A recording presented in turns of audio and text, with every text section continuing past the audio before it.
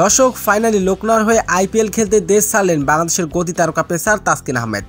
1 কোটি নয় 2 কোটি নয়, তাকে 5 কোটি ভিত্তিমূলক দলে ফিরিয়েছে লখনউ। আর ইতিমধ্যে আইপিএল খেলতে ভারতের উদ্দেশ্যে উড়াল দিয়েছেন তাসকিন আহমেদ। আর এবার পুরো সিজন খেলবেন তিনি। দর্শক ভিডিওটি না টেনে সম্পূর্ণ দেখার অনুরোধ রইল। ইতিমধ্যে শুরু হয়ে গেছে আইপিএলের এবারের মৌসুম। শুরু থেকেই বোলিং বিভাগে ভুগছে লখনউ সুপার জায়ান্টস। 209 রান করে আইপিএলে নিজেদের প্রথম ম্যাচে দিল্লি ক্যাপিটালসের বিপক্ষে হেরেছে তারা। ব্যাটিং ডিপার্টমেন্টে কাজটা ভালোভাবে শেষ করলেও বোলিং ডিপার্টমেন্টে ফিনিশিংটা করতে পারেনি তারা। শেষ 8 ওভারে দিয়েছেন 111 রান। তাই তো বোলিং বিভাগ নিয়ে চিন্তার ভাঁজ লখনউ জায়ান্টসের কপালে।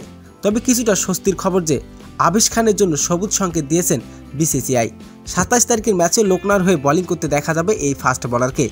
তবে ওখানে মায়াঙ্ক যাদব এবং আকাশদীপকে নিয়ে আইসিসি কোনো সুখবর দেয়নি লখনউকে। তাই তো ব্যাকআপ বোলার হিসাবে নতুন করে তাসকিনকে নিতে আগ্রহ দেখিয়েছে লখনউ। লখনউ জানিয়েছেন 7 মার্চে তারা আইসিসির এই সিগন্যালের জন্য অপেক্ষা করবে। সেই সময়ের মধ্যে যদি মায়াঙ্ক যাদব এবং আকাশদীপ বিষয়ে কোনো আপডেট না আসে বিসিসিআইয়ের পক্ষ থেকে, তাহলে তারা বিকল্প চিন্তা করবে।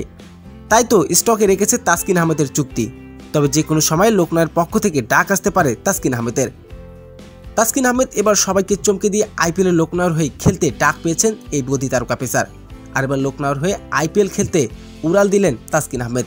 আর ইতিমধ্যে ভারতে অবস্থান করছেন এই গতি তারকা পেসার।